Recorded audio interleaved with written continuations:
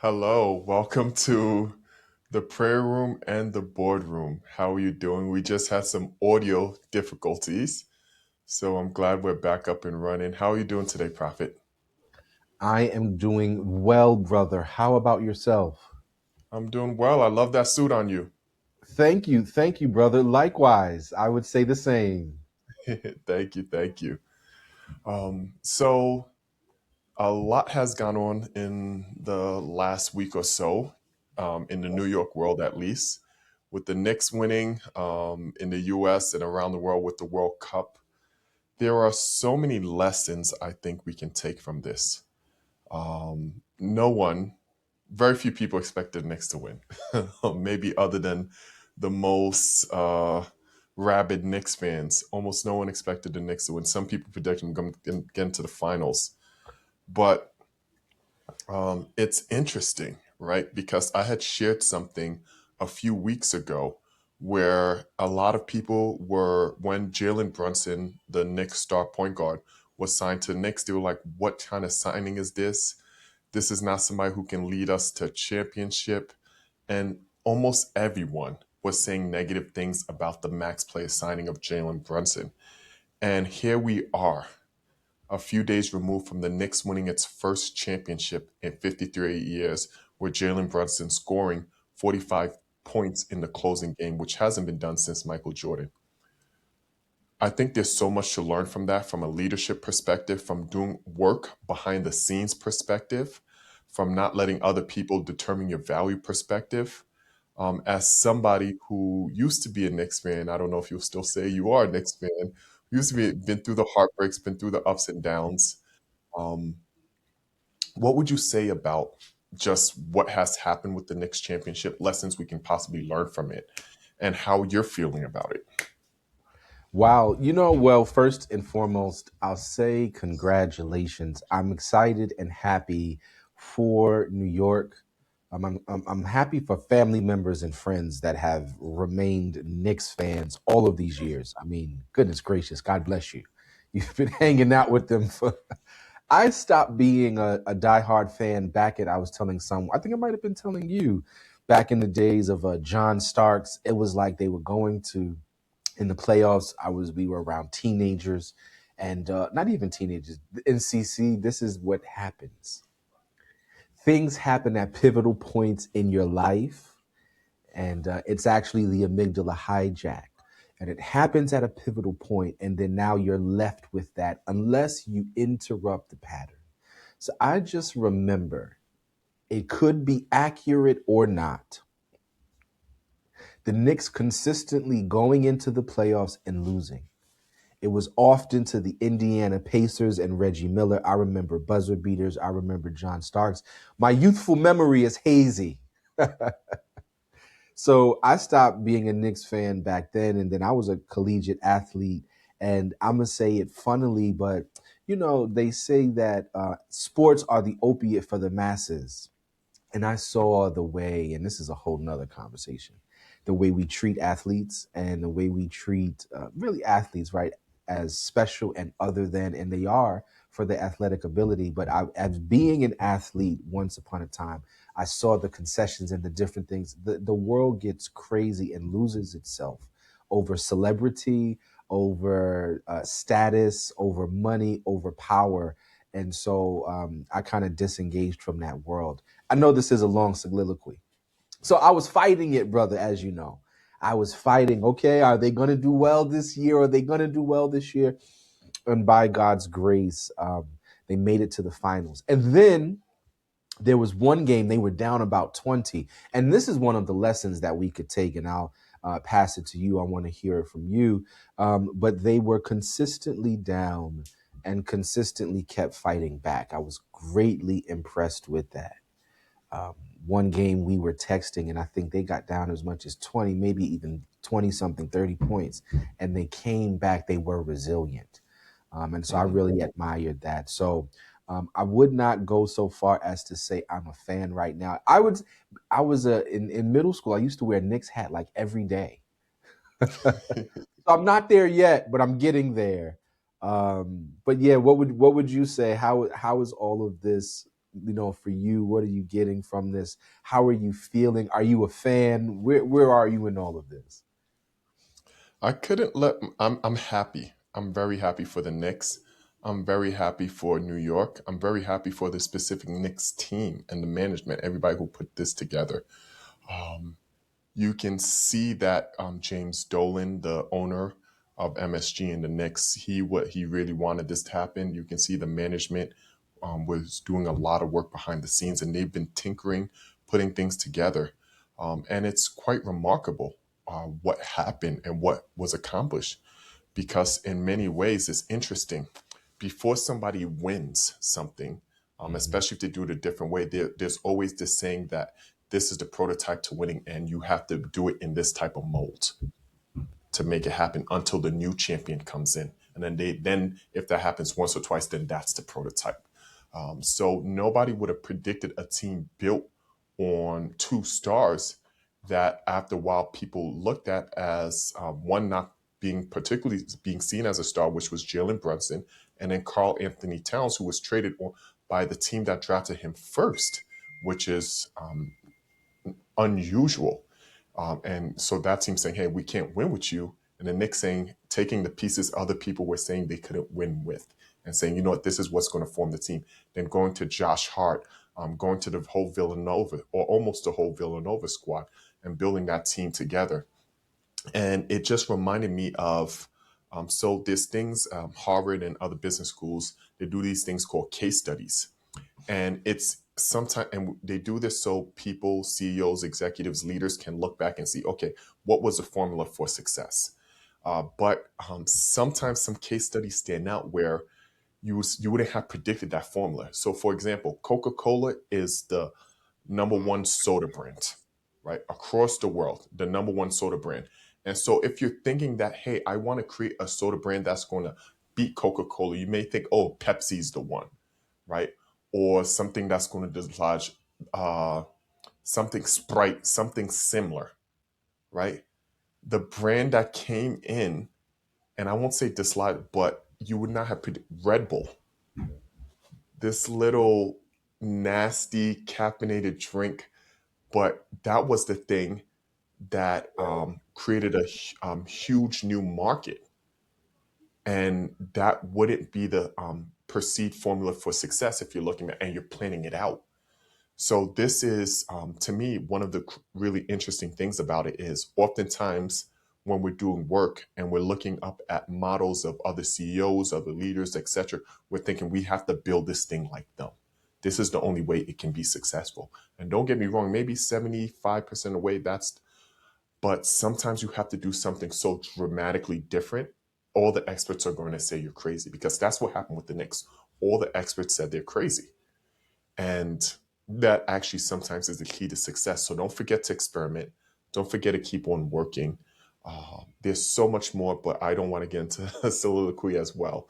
Uh, You're on what would you say? something powerful though as well, brother. In also staying humble, right? They went about their business. They didn't listen to the critics. They built it how they built it, but they also remained humble. As you were talking about the cola example, recently I heard about Richard Branson and Virgin Cola. Have you heard this case study before? Um, I have not. So I just saw it come up recently. Apparently, Richard Branson had Virgin Cola. He has Virgin Airlines. The way he started the airline is tremendous. But Virgin Mhm. Cola was actually doing really well in certain European markets. They were surpassing Coca Cola. They were surpassing Pepsi.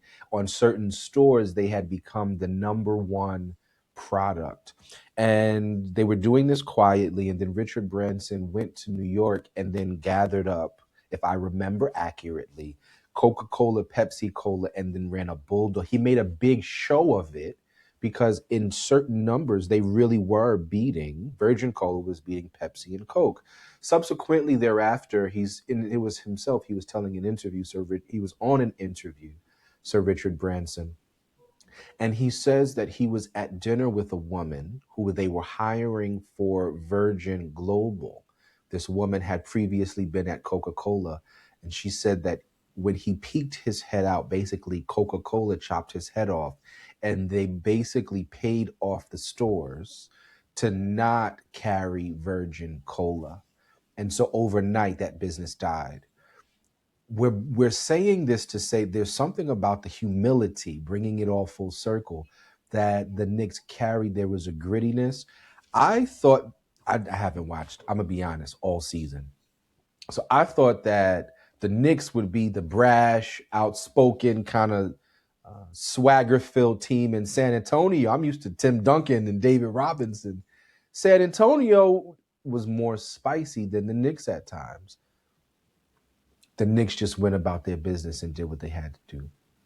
And there's something to be commended for that humility in the face of them doing it their way, like you're saying. Yeah, that's a brilliant point in terms of just the humility, the humble, and just focusing on doing the job rather than looking good at doing the job, right? Because I think that is maybe one of the secrets if somebody ever does this case, and maybe that's why because the 29-point comeback wasn't the first one they had. So why they kept on being able to come back, because they never worried too much about how it looked.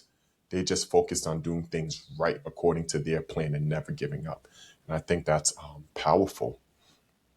I also like to, you know me, I like to study leaders. I like to study things. So growing up, coming from the Bronx, and it's interesting, we have this beautiful dual perspective between us, right? Where I grew up and I didn't have my father in my life for most of it, right? So my perspective growing up playing basketball, playing sports was, okay, having the killer instinct. You come from the hood, you single parent family, and you just go out there and that gives you that killer will, right? That instinct. But after this, I was doing a biopsy on a few different quote unquote killers from basketball and looking back and I was saying, okay, gonna put LeBron aside, but Jordan, both parents, right? And nobody can say somebody's more of a killer than Jordan. Kobe, both parents, and now Jalen Brunson, both parents. So I found that very interesting that these people who are able to perform in the coldest and hardest and most pressure filled moments, they had both their parents in their lives. And that flips the script on what does it really take to be successful at the top level and perform under pressure.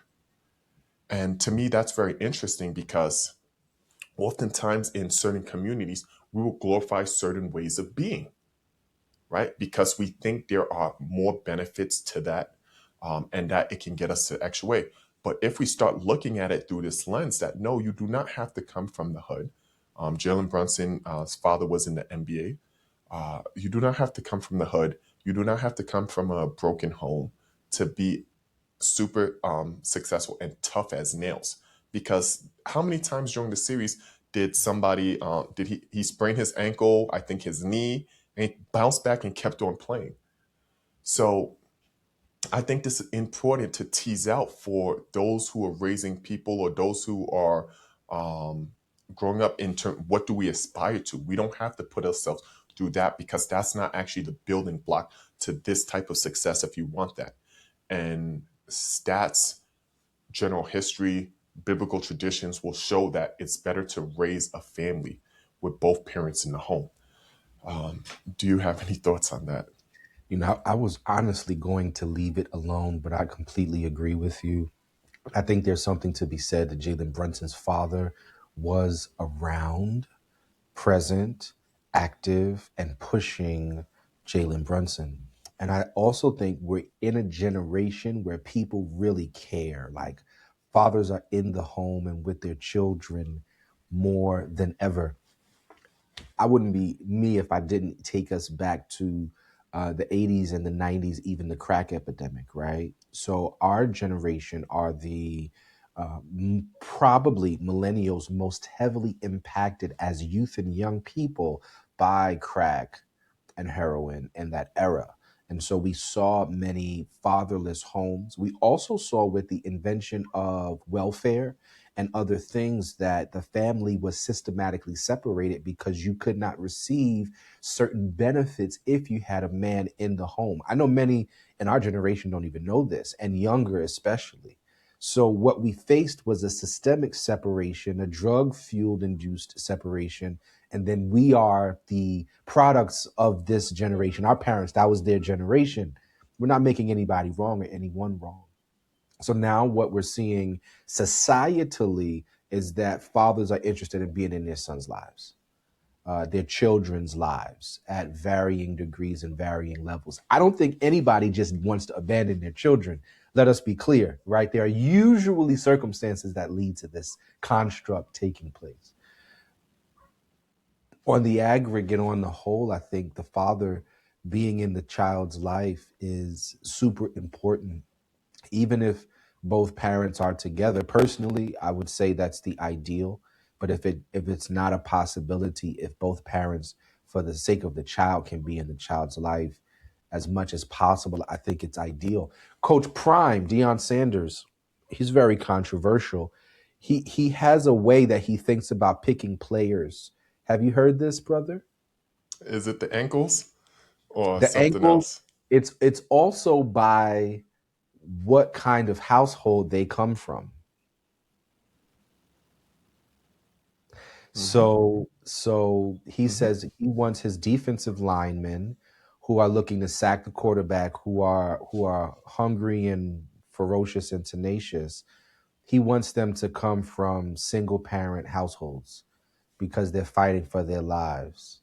And it watch this. He says he wants his offensive linemen to come from two parent households and his quarterbacks to come from two parent households. I could be getting this wrong, but I'm probably not. But it's because of how they listen differently, how they take direction and coaching differently, and the posture and the mindset that they have pervasively. And so he observes that athletes that come from two parent households are more coachable. Um, and I'm going to take it off of him that there's a distinction. As I think about football, between an offensive lineman and a defensive lineman, even in terms of what's needed in terms of that steadiness.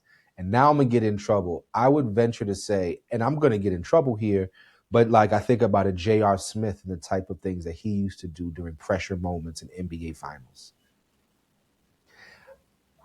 See, I'm gonna get myself in trouble, but why not? It's good. Sometimes got to be a little controversial. Was it De'Aaron Fox on the Spurs? I'd be interested to know what kind of household he comes from.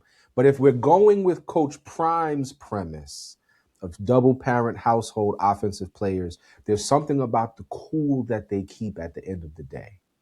That when you look at those moments at the end that Jalen Brunson got into, he was able, there was a calmness, there was a collectiveness that he was able to move with that kept everything steady even as they were behind.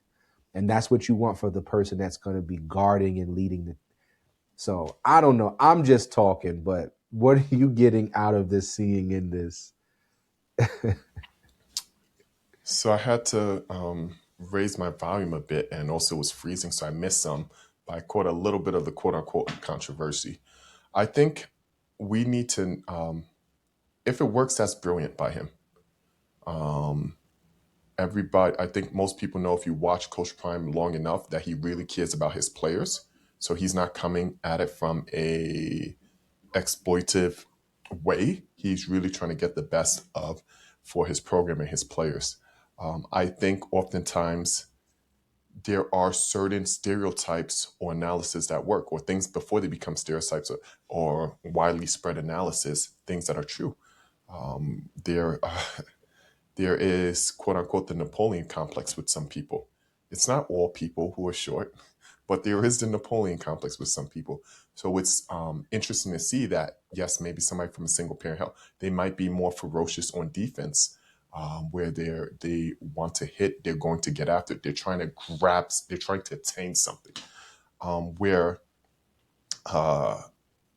offense, They have to run the plays. They have to get up and forget if they drop the ball, things like that. If they're more coachable, uh, more strategic, and I don't mean defensive plays can't be strategic, but let me step into controversy a little bit. IQs, ability to perform, it correlates with what is going on in the household. People's aptitude. Why? When you are in difference in a household with two parents or in a household with parents who have a higher vocabulary, that's going to impact the child's vocabulary from an early age because you're using more words with them, right? You're reading more to them. There's less stress, maybe because there's dual incomes or at least one parent's home. There's less stress in the household, which allows sometimes the brain to perform better. There might be more nutrition, things of that nature. There's a reason why we're taller than they were in the 1800s or 1700s. We're better fed, things of that nature. So there are some correlations. I'm not a medical expert, so I'm not going to dive too much into that. But as somebody who's making decisions, as somebody who wants wisdom, we can't step away from the truth or the possible truth because it's icky, if that Yeah. makes any sense. No, absolutely, brother. You're 100% spot on. And what we're doing is we're again working in consciousness, giving ourselves, giving you the tools Mhm. to work with these constructs. It's you're looking at two products of single parent households, right? So right? We've defied the odds, if you will. Most of us, you watching this, you've defied the odds, right? So, what we're looking at are things that exist that as leaders we want to look at. You don't have to subscribe to it, you can disagree also. The thing is, we don't know the answer, but we're bringing it up because it's something to look at, it's something that people are looking at. And even as we think, and I don't want to get too deep, but we have to be intelligent about these conversations as leaders because we're looking at a nation that's bringing forth the far right with people who are into eugenics, if you will, right? They're into these different kinds of ideas around superiority and supremacy. And so we need to be able to engage. We started with the Knicks, this boardroom and prayer room. We're hanging out, but it's deep. So that's what we're looking at, and just do your research, do your homework. um, Yeah. And I would say, if you agree or disagree, let us know in the comments. We'd love to know your thoughts on this. But you have a phenomenal point about being careful with what we talk about, especially regarding eugenics, because oftentimes they with eugenics, and this is why I think it's so critical that we're allowed to speak our mind and be free a bit, not be too worried about backlash to a certain point, because if we're not allowed to do that, we can't truly be critical thinkers. And one of the issues which was happening when eugenics was being pushed is they kept on giving out bad data. They say it was the shape of the African's brain or whatnot, the shape of the head. They would also say, I think it was the chest and diaphragm, they was doing something on that as well. So people in power or people who are pushing for power sometimes may propose a silly argument to reinforce why they're better or their way of doing is better. And if you're not thinking critically and allowing yourself to think critically and think outside the box and not go with just the main thing to try to find a solution, you may just go along or allow them to build enough steam where they're pushing this and propagating nonsense out, and therefore it's pushing down communities. yeah, yeah, and brother, you're so on it because they might not mention the word eugenics in itself, but these thought processes are what's driving a lot of Gen Z culture and what's driving a lot of online culture as well. And even as we look at what happened with the last presidential election and a lot of the youth vote and a lot of um, I call it the bro vote, right? Went to President Trump behind a lot of these kinds of talking points that are influenced by these histories. But if you don't know that these histories exist or where things are coming from, then you're just subject to the culture. So right now, we're not giving you anything one way or the other. We're obviously against eugenics. We're against the idea that certain people are more superior than others because of genotype and phenotype. What they did was they tried to say and tried to really justify for their own conscience. Because of what they were doing to us in Africa, they tried to say that we as Africans were inferior, and the way they tried to justify that was by saying, as Achiburo was saying, uh, measuring the skull and saying if someone had a particular skull shape that they were less intelligent, or torso height and weight. They did all sorts of experiments, all sorts of things to build a case on bad data. And so now this, and then we go into now the Congo, and what I believe it was Cecil Rhodes did in the Congo, uh, and then we go into Hitler and Nazi Germany, where a lot of their work was around this, trying to prove why the white race was superior in their minds, right, and trying to make this case. And so now we're in a 2026 version of it with looks maxing and other movements that are taking place. Uh,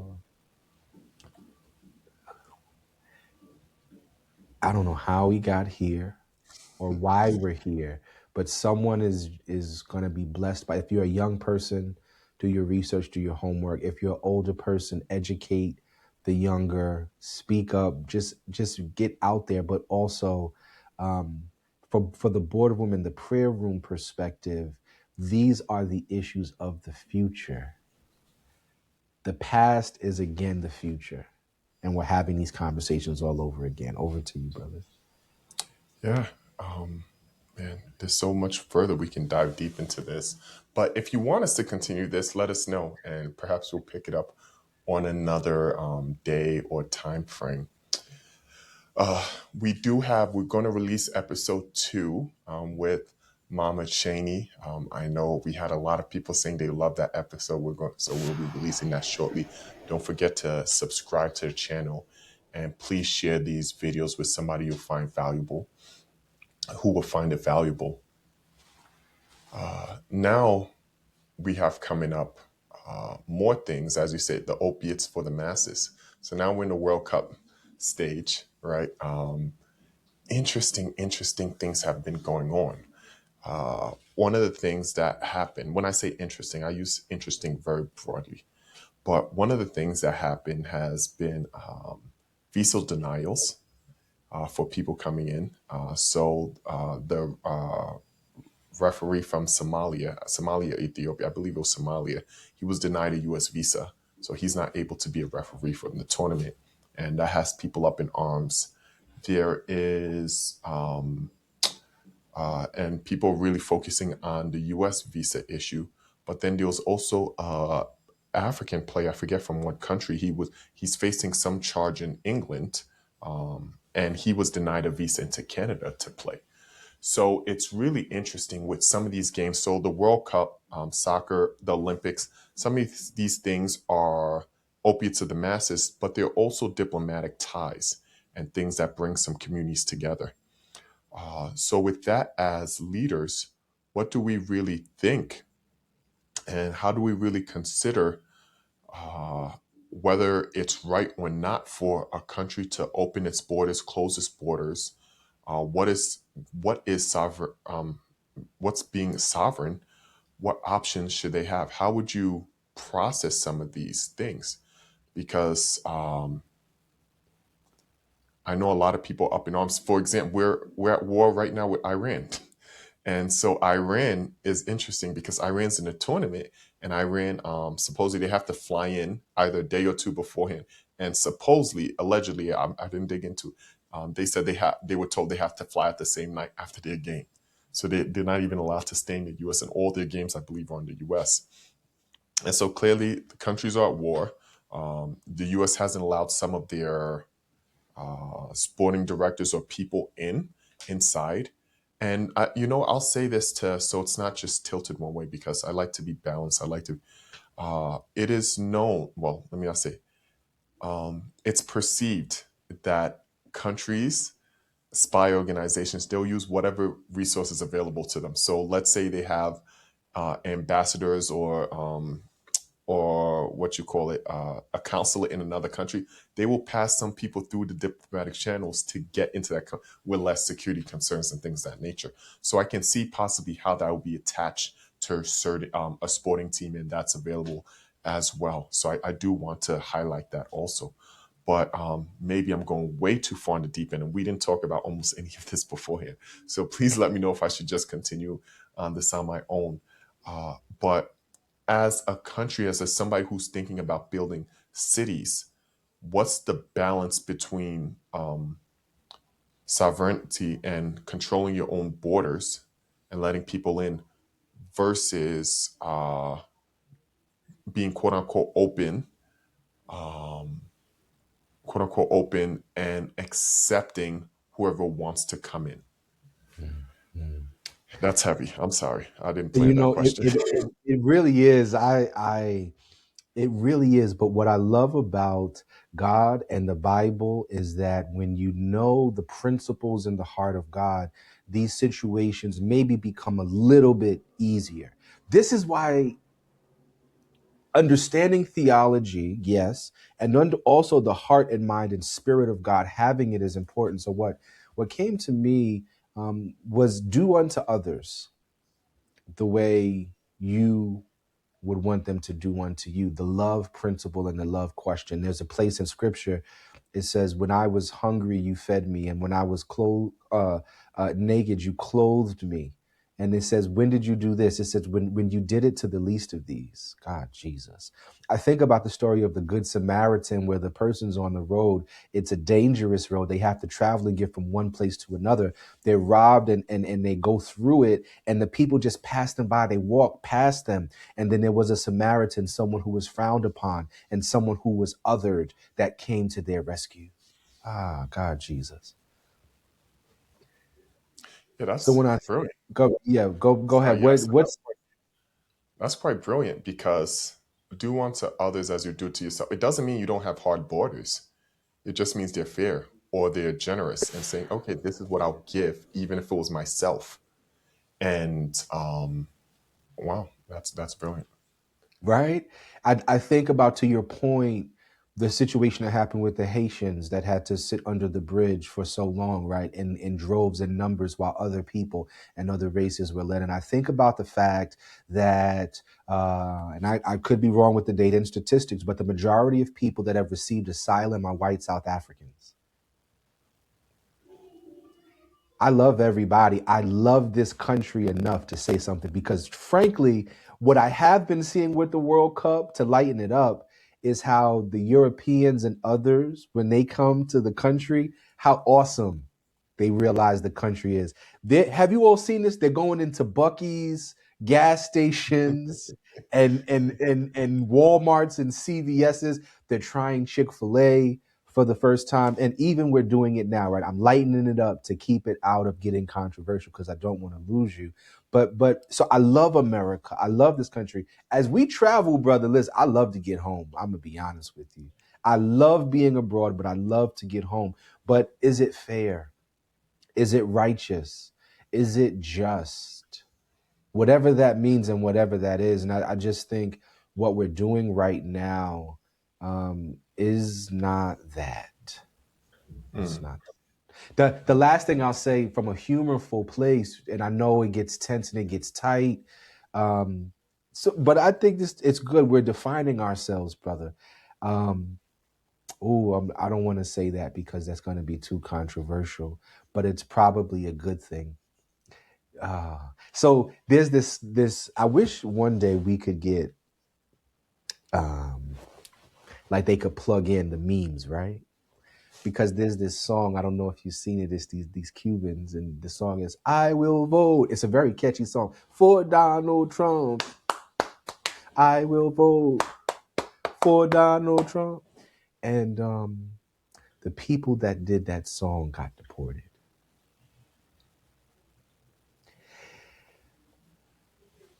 I'm not mad at people that voted for the president, and I honor the president because he's the president. You gotta honor. The Bible says, "Give honor to whom honors due." I'm not mad, and also, this is gonna sound crazy, but God is using him for certain things. Sometimes there has to be a breakdown before there's a breakthrough. Right? I do I, think he's a Nebuchadnezzar type king, but I'll leave that. So the thing that I'll leave with you, brother, is the person. It is deep, something to consider. The guy said, if we had these policies and this president, I wouldn't be here now. It might have been Patrick Bet David. This him and Mehdi Amin we might be talking. I might get the other guy's name. And he was like, you got to think about it. Would I be here right now with these policies in place? yeah, I might have said too much. Over to you, brother. yeah, that's very interesting because people will often put themselves in part of the group that's already in and not think about it from the outside and whether it's right. I don't even want to say fair. I'll just say right and how they're processing it. And I do agree. I think God uses every king, president, prime minister, etc. And sometimes he allows certain things. So I always find it interesting when somebody is saying that God chose this president, and therefore, and I want to take away from President Donald Trump, anyone, any one of the last 40 plus presidents in the US, God chose this president. God has chosen he's let every president go and come in and whatnot. And I just want to hark on that a little bit because some people, this goes back to thinking critically, right? And something I want to say sometimes people ride a cultural wave or cultural phenomenon or cultural frame of thought and they don't evaluate it. They think it's new or because it's representative of this culture that it's better without actually analyzing it as if it's not their own thing and analyzing it deeply. And with that, I say, just think critically. Like one of the beautiful things is we're not in the Stone Ages anymore. There's pretty high literacy rates. Go to learn. First, start with the Bible. Read the Bible yourself. Don't depend on your priest, pastor, whoever. Don't depend. Read the book yourself. Learn the principles. You might not get it all right. You still may need support and help, and you probably do need support and help. I need support and help. But no, start understanding the thing for yourself.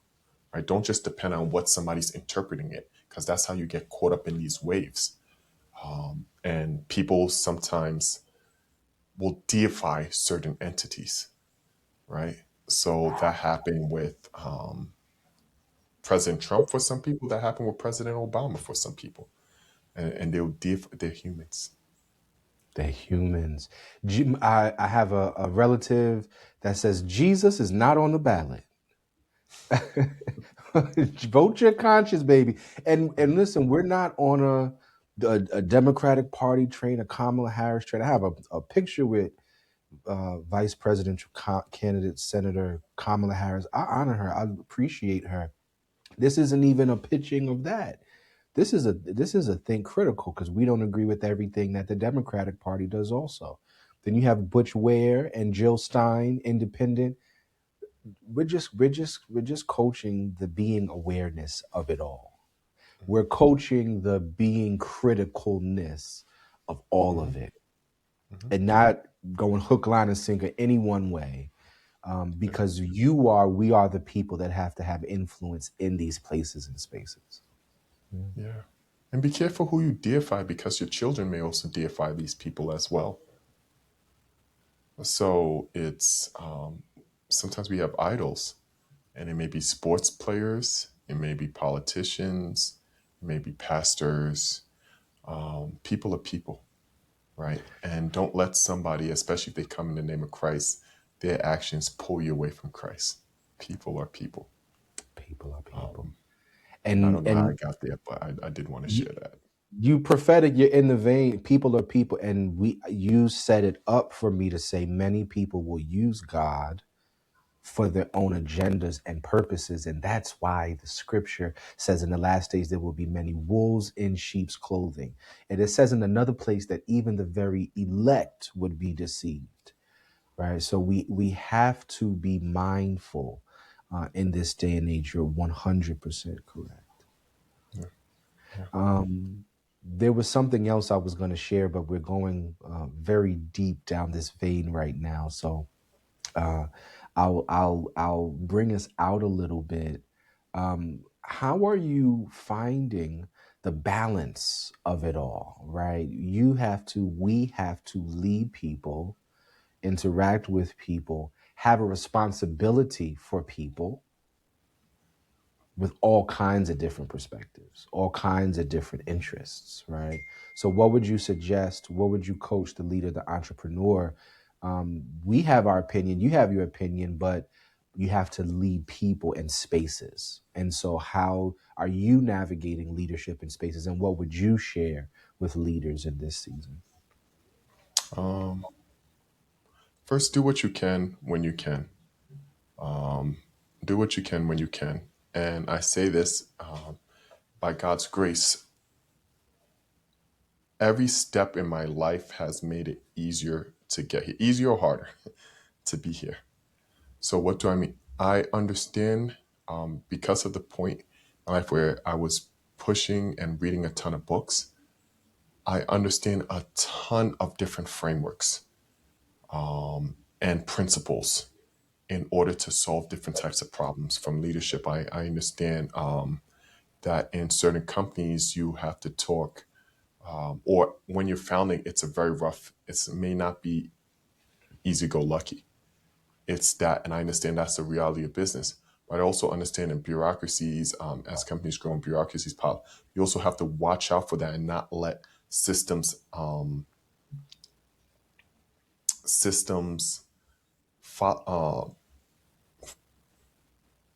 grow in ways that prevents ingenuity, that prevents feedback loops, that just becomes very political. I also learned that books or theory and practice do not always go hand in hand. I might even say they're below a 50% margin on this. So being practicing and constantly learning and going and growing is part of it. And seeing the mistakes I made. There's sometimes where, as a leader, it's usually one of the things people look. You always have a direction.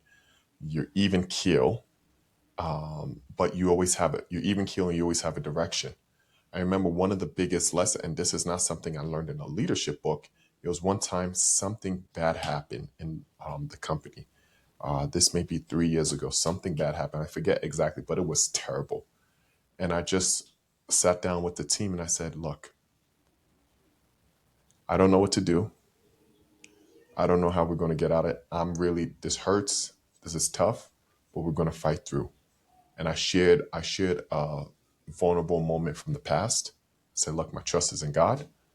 I've been through hard things that's made me cry that I didn't know the way forward. We're going to fight through. And by God's grace, that's exactly what the team needed to hear. I didn't plan it. I didn't know that's what the team needed. I just was honest. And in leadership, it's not always about being honest. Like when I say honest, it's not always about being 100% transparent, right? That's not what you're always supposed to do. But knowing that, and saying, oh, wow, I didn't know this is a type of thing that would work. So now I know maybe in another scenario, I don't have to figure it out. I can say, okay, is this a time to truly just share and say, hey, I don't know. Let's band together. Let's figure it out. But I point that out. A lot of that work that was done in the past enables me to quote unquote balance out because I don't have to do a lot of that learning now. So I'm still learning a lot. As people will share, I'm still learning to be softer. I'm way softer than I used to be in the past. Way, way softer. But I'm still learning to be softer for certain things because as you scale, it's and you're scaling, it's you manage things differently. Because this larger groups, people may not know you as well. Things like that. So I'm learning that. I'm also seeing, okay, one of the principles that I learned, and I'll share this. The world doesn't like truth. I'm realizing, and this is, people really don't like truth. And I thought, because I love this so much, I just thought, yeah, people actually want the truth. They want, no, people don't want truth. They want fantasy. They want to believe whatever they want. And so that's one of the things I'm trying to mod my world to now and figure out, how do I interact in this world where people say they want truth, but really, I'll say, I don't want to go too high, but 80% of people don't really want the truth. Don't really want the truth, and I don't, and that may be lower. So there's different framework things that I'm learning now, that I'm trying to apply. So I'm still learning, but I don't have to learn all the other stuff I have to carry. There's still a ton I have to learn, but because of all that other stuff I experienced, I found what works and what doesn't work. Long story short, the balance or whatnot comes from doing as much work as you can in the season you're supposed to do that work. So when the next season comes and there's a different type of work to do, you don't have to do double, triple, quadruple, because you did the work in the season you're supposed to do the work. Mhm. Wow. You probably covered maybe two, three, or four proverbs in that time as you were sharing. We haven't discussed this piece about truth. It's interesting. I agree with you. Prophetically, I can tell you, people don't want the truth. There's a saying that too much light too soon can be blinding. They shall know the truth, and the truth shall make them free. What I've discovered, and maybe this is wisdom or not, is you can bring people to a certain level, but they have to come to realization of it themselves.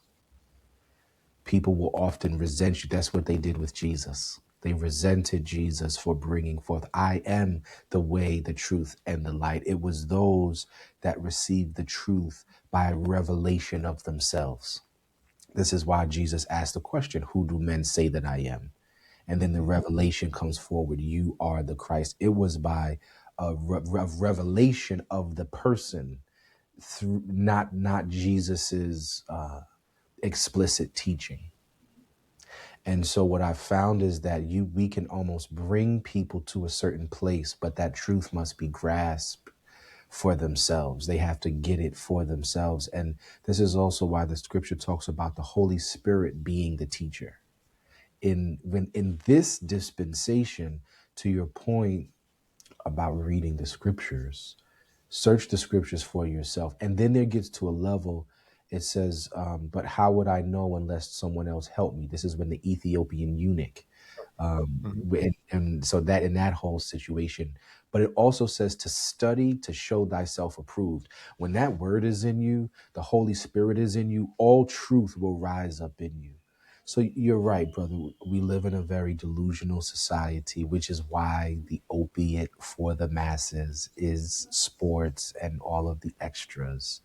And when we talk about nonsense, the views go up, but when we're serious, the views will go down. This is across the board, not just right. This is the culture. This is the society. This is the world as it is. And so we're doing our best to present, hallelujah, that maybe it's weak. All we can do is present truth, and people have to take it on for themselves. Even feedback. This generation's different. You got to give them feedback differently. It's amazing. But uh, God is in all the midst of it all. I don't know. What would you say about that, or what are you thinking? Yeah, you're spot on. People,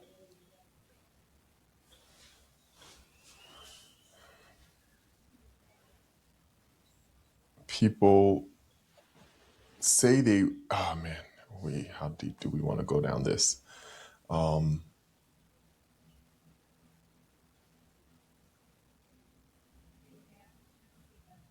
So I often see that people ignore facts, ignore truths, base things on emotions, or base things on being comfortable. And sometimes, I don't want to say the wealthiest people, but they figured out, how do we appeal to somebody's comfort rather than somebody's purpose. And Do certain people truly want certain things? Do you really want to get a better job? Are you really willing to go to school, do the work, study hard, not play around or whatnot? Are you really willing to do that? Are you willing to make? We just got off a call with one of our programs, and we told them, and you told them, they need to make at least 10 calls every day to call up potential job opportunities. How many people are really going to do that? All right. How many people? And 10 is not many. 10 is not. You gave them a script. They can come without backing, say, hey, I just did this, this, this. I'm ready for this program. How many people are actually going to do the work, but they'll say, hey, we're in this program, so that's enough. It's not. That's the truth. It's not enough. That's why weight loss pills and fad diets have been the things for the last 50 plus years, right? We're looking for let's lose weight fast and quickly. It's supposed to be easy, right? Some of the courses that sell the easiest online is, hey, you know what? You're not wrong. You just learned the wrong thing. This is the quick way to get rich, right? And that's the premise of the framework. But at what point is this somebody else's fault? Like the truth is, it's our fault. It's our fault. I'm getting to the point where I'm starting to believe that if you're not, with very few exceptions, in the Western world, there are, in America in particular, I won't say the West, in America in particular, in the last 20 somewhat years, the vast majority of people are responsible for where they are in life. And that is a hard pill to swallow, and that's not something popular to say online. And don't get me wrong, I know systematic racism, I know under resource schools. I know all of that, but I also know there's a ton of resources that are available. I know that we just came back from Kenya where kids were begging for things they call them rubbers, erasers. They got excited for erasers. These kids like excited, running around begging to have erasers, pencils, things that made. So when I say this from the standpoint of I don't think we understand how much we have. There's issues. But I don't think we understand how much we have compared to the rest of the world. And often other places, there's so much bribery. Don't get there's bribery going on here too. It's different, but it is here too.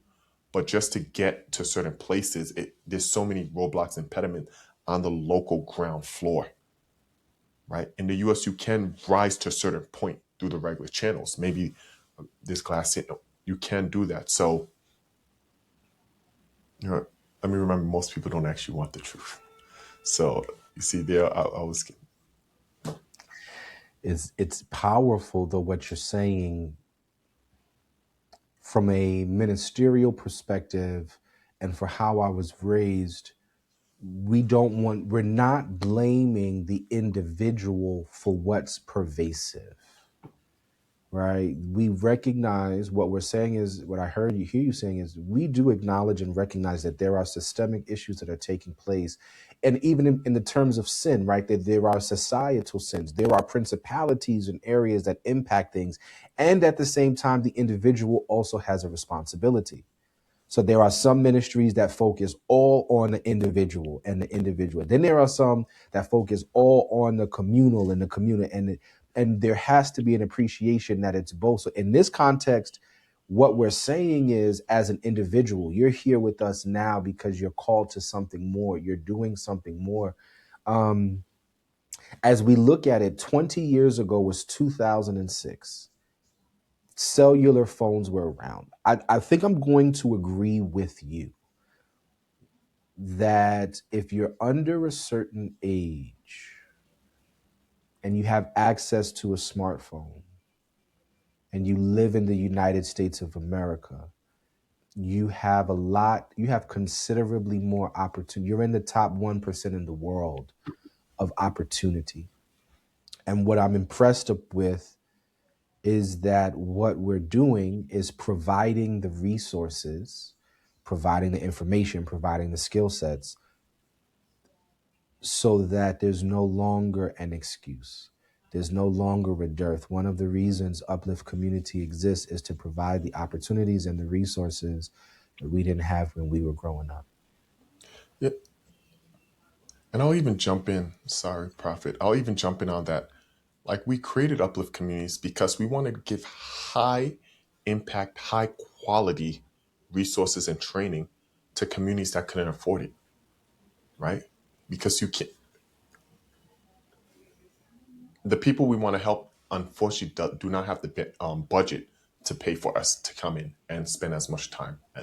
But we try to figure out a way, and we partner with government and we partner with organizations to bring these services at scale, at the quality that we believe in, nothing less. So, and I say this, we're not the only program that does this, right? There's few and far between. I'll say that. There are few and far between, but we're not the only program that does this. Sorry, there's another point I wanted to bring up, but I cut you off, Prophet. No, no, no. Go ahead. Go ahead. And I'll say, not to get, this is where I'll go off on the limb. I'll say this, the truth, and I'll put you in a little bit of warm water. The truth, some churches don't want to hear the truth either, in terms of ministry shouldn't be done the same way. And that you have to do more than quote unquote spiritually feeding the people. Train them how to get jobs, train them how to build businesses, train them how to manage their finances, train them how to manage their emotions, right? And they may locked in, no, I'm doing this and this is all God wants us to do. Are we really looking at that? Is that true? Right? Man, listen, I don't mind.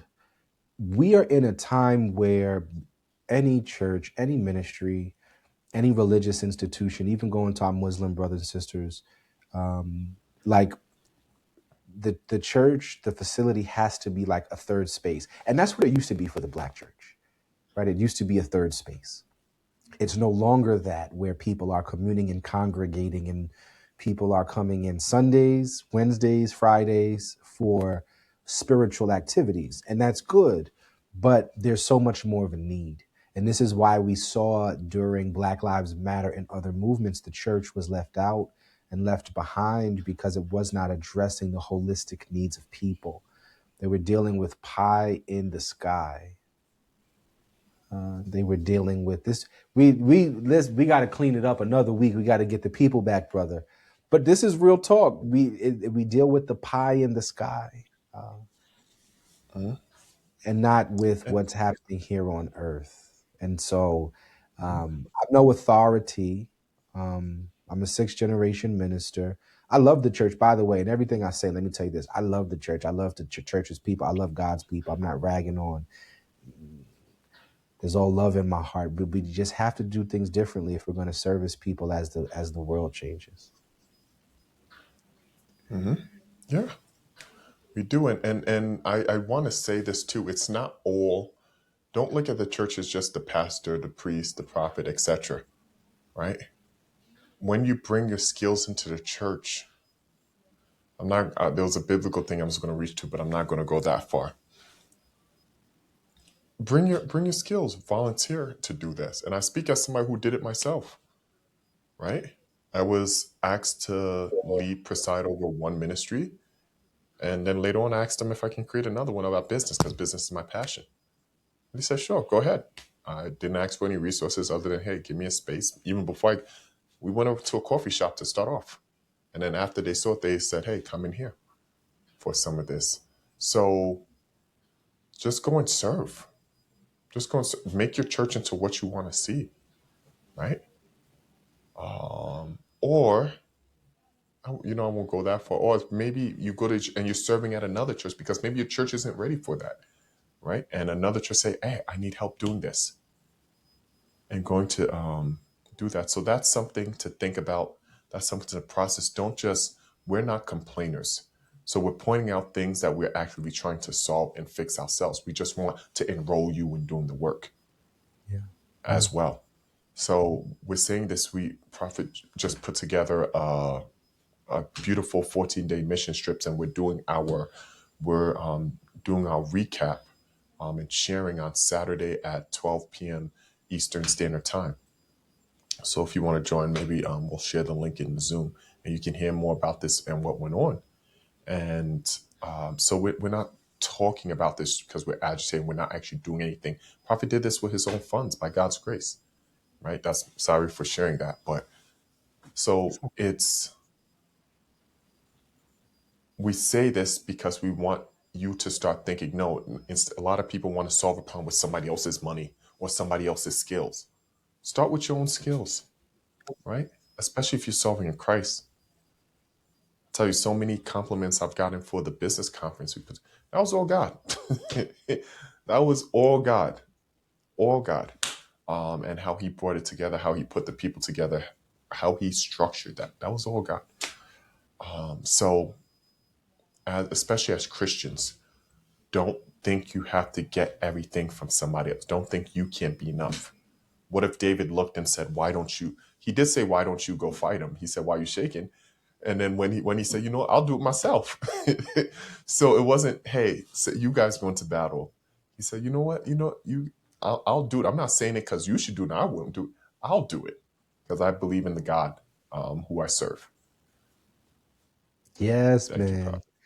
That's deep. That is so good, brother. We are the church.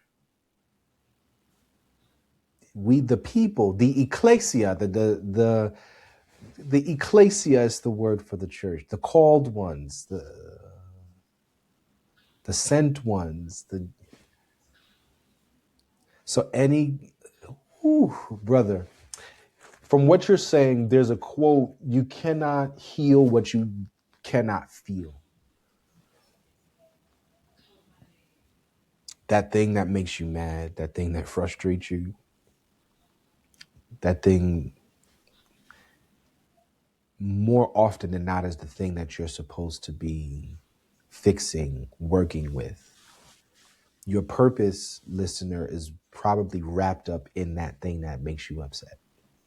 Mm-hmm. That problem Mm-hmm. in the business conference, brother, did a tremendous job in your presentation, and you were coaching them through a business plan. By the way, we'll start putting up clips of the different presentations and speeches shortly.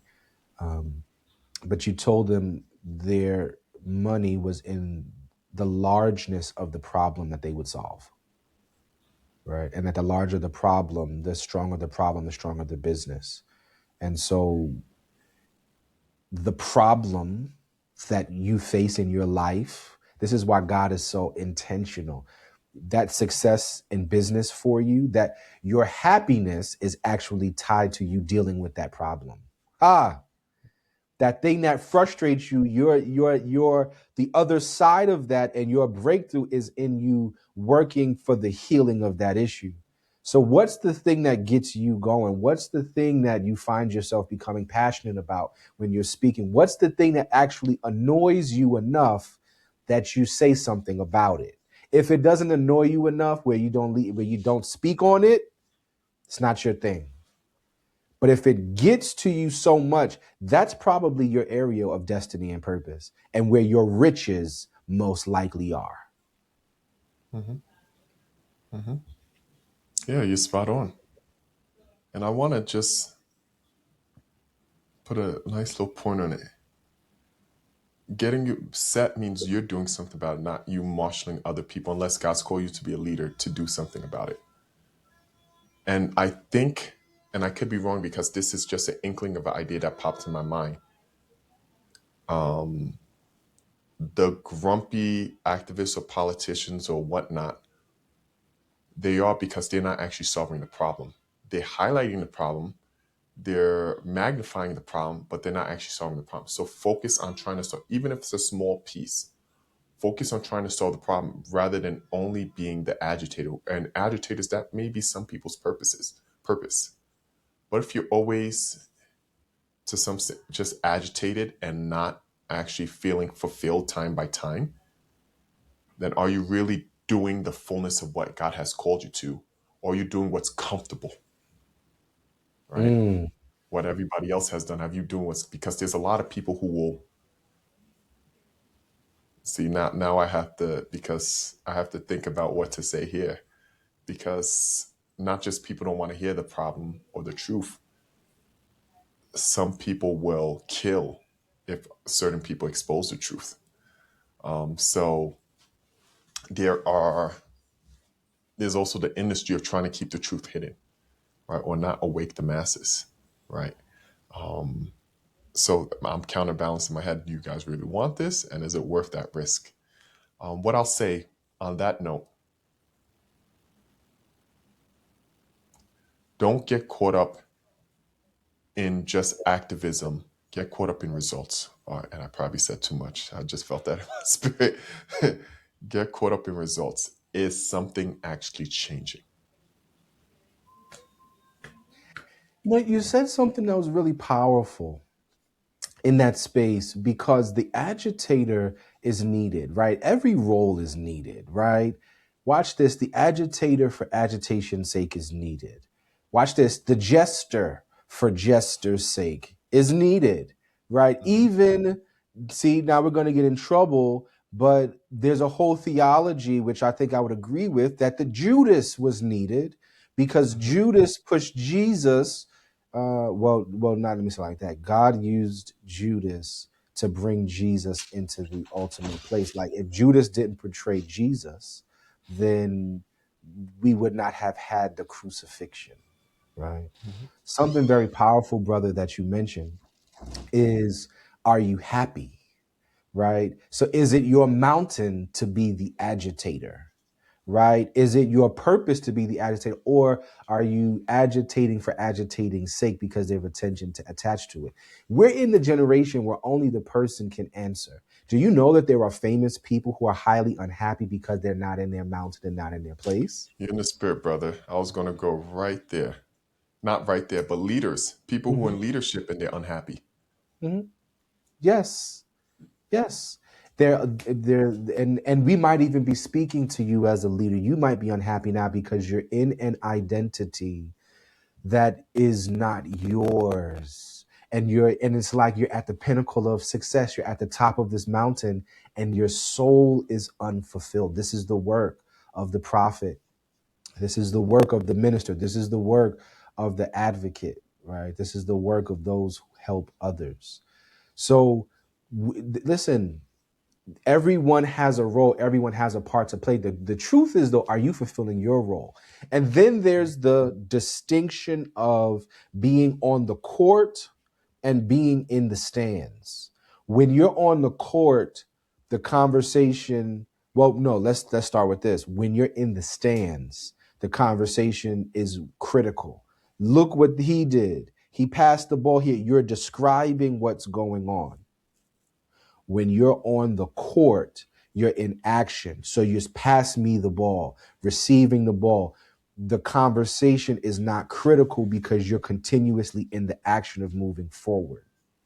As you're speaking, what I'm hearing is that so many of us, so many people are in the stands of life and not on the court of life. So Hmm. they're criticizing and throwing rocks and not doing anything about it.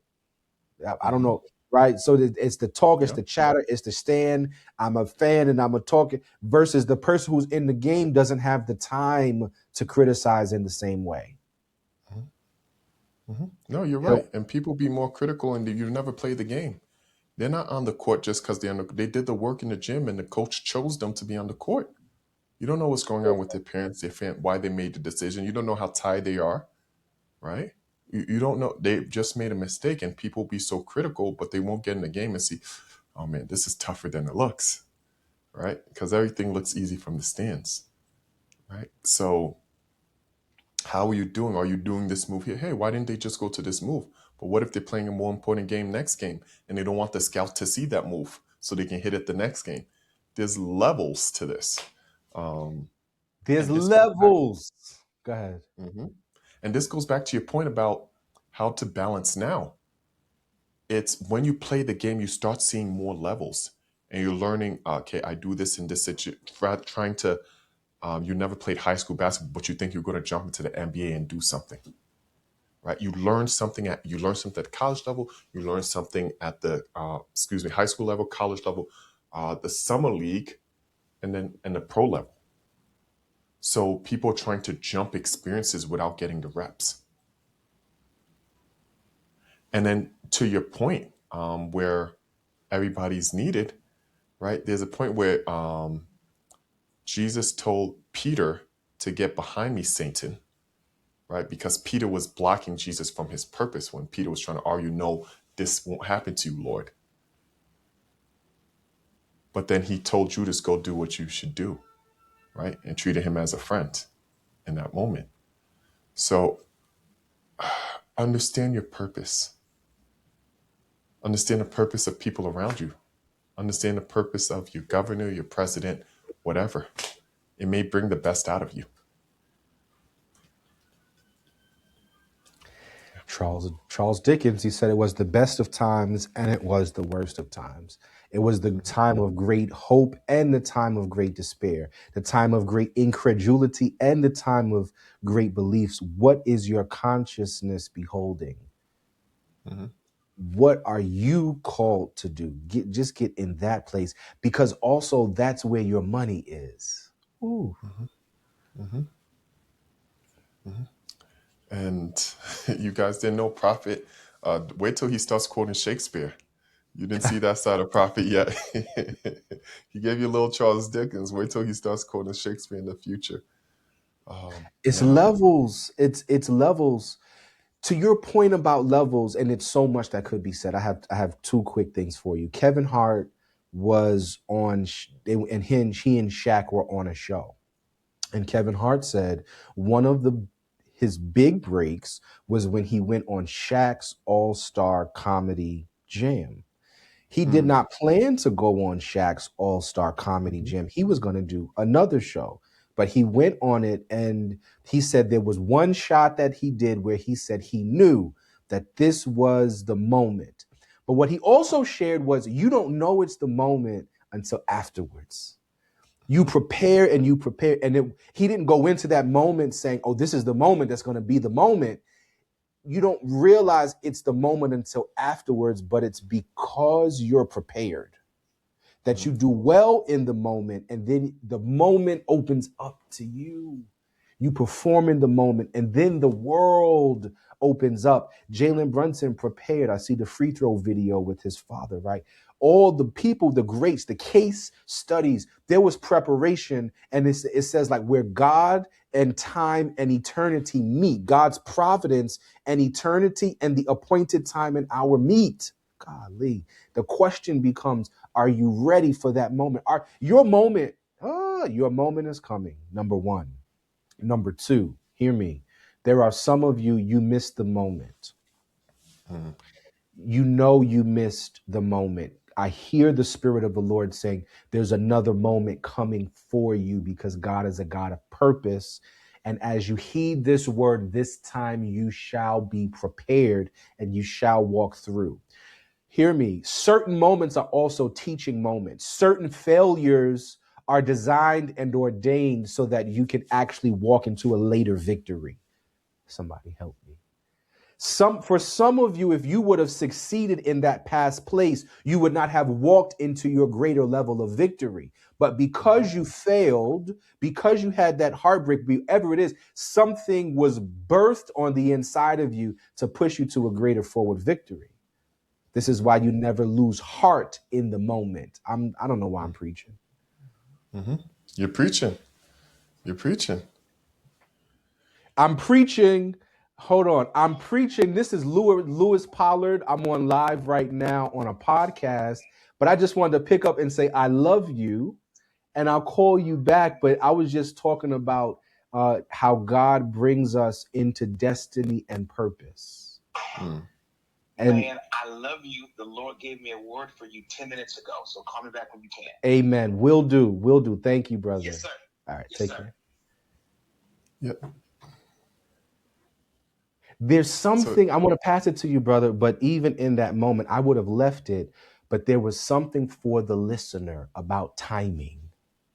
And why would prophet pick up the phone in that way in the middle of the call? Because I wanted you to know that God, as we're talking about timing, the right phone call, the right relationship, the right reconnection, but also God is concerned about you and timing. That brother had been on my mind, on my spirit, and he just called. There's you shall be in the right place at the right time with the right people and have right outcomes in Jesus' name. Over to you, brother. Wow, I didn't. Man. Yeah, that's interesting, right? And sometimes you have to have somebody next to you who tells you it's your time and you must go now and you must launch now, and who's prepping you. To circle back to Jalen Brunson's his dad, I would we were texting a little bit about, hey, are these calls from the ref um like are these correct? And what I noticed, and so sometimes the game is not looking at the game. You have to look off the board or to the sideline of the board to really see what's going on. And what I noticed, there's points where throughout the going back looking at clips and looking at his dad will tell him, stop complaining, suck it up, go still perform. And like sometimes he'll cover, so he was like, oh my goodness. But that innate, because all the things that happen against the Knicks, and there's some things that happen for the Knicks as well. All things that happened against the Knicks, the fact that they kept up and they didn't let any of that break him, was those conversations, I think, with the dad on the sidelines. Not when he was playing. When dad said, nope, you get over here, you stop complaining, you go figure it out. You still, I don't care about the hurdle, you still jump over it. And it's important to have people in your corner. And it's important, let's say, for you who has caught the moment or see the moment approaching somebody else, to coach them up right so they shine. Mm. So they shine in their moment. So let's not forget that, and circle back to love your brother as you love yourself. Love your neighbor as you love yourself. Help somebody achieve their moment as if you want to be helped to achieve your moment. Brother, oh my gosh, I feel God so all over this. I was looking at something to your point. They were talking about capital and investments and how in the Black and African American, the African community, it's you're going to get an investment and you want X, Y, and Z return on your investment, etc. And in Caucasian, white communities and others, I'm investing in you.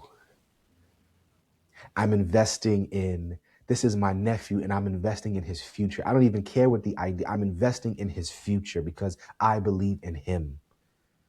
This is my niece. This is someone in my community. I'm investing in you and your success. That's what you're describing, Achamburl. It's a shift.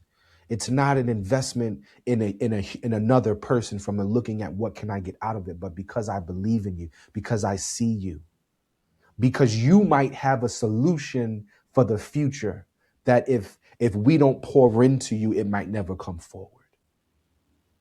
We have to start to see each other this way, see one another's children this way, see the young people in the community this way. That's how we're going to change the world. I just felt that so strongly. I see you and I see you enough to lend whatever I have to you. Mm-hmm.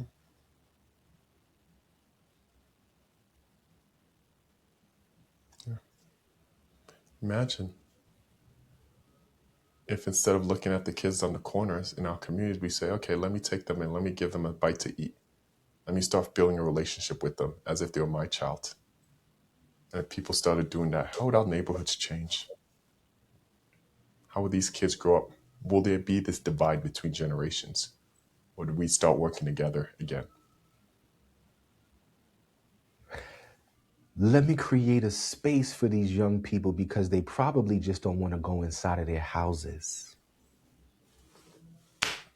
Right? Let us become empathetic to exactly what you're saying. Let us become empathetic and put ourselves in their position and say, you know what? There's so many people in my house right now. I just don't want to go inside. And if I had someplace else to go, and if I had a program to do, I'd do it and I'd go. Mm-hmm. Mm-hmm. Mm-hmm. Mm. Wow. And it's like I almost hear, brother, God is asking who would be willing to step up.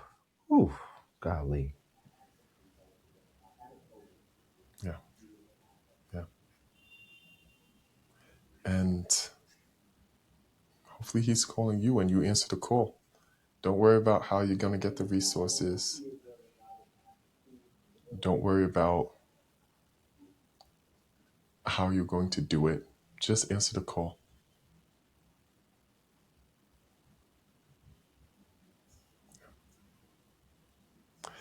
I will say I know Prophet has the prayer call that's coming up in a few minutes at 9. So I do want to be mindful of that. We're so thankful for everybody that's tuned in. We appreciate you. We hope we've poured into you. Please let us know what you'd like us to talk about in the next episode, what you enjoyed from this. And don't forget to subscribe. Subscribe and share the channel. We're going to be posting some clips, put it up on your social media. And if God is calling you to help us out as well, cutting it up, putting in things we can react to, GIFs, images, so more people can enjoy it, right?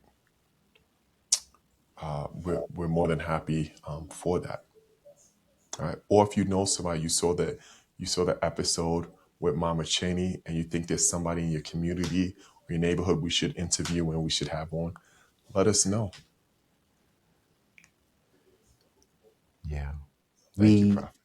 Yo, thank you, brother. We appreciate you. Well, if you'd like to join prayer, you can. Starts at 9 p.m. 848-230-8100. 848-230-8100. Passcode 434-8153. Passcode 434-8153. We're also having our Kenya public report this coming Saturday, 12 noon Eastern, 9 a.m. Pacific, 7 p.m. East African time. You can register to join if you can't get on. If you register, we'll send you the video, hear from the delegates, what happened, what's next. We're so excited. Thank you all for joining us, for being with us this evening. Thank you, brother. As always, I've enjoyed myself so much, and I love you. I love you too, brother. God bless. God bless everyone. Thank you so much for tuning in. God Take bless care. everyone. Good night.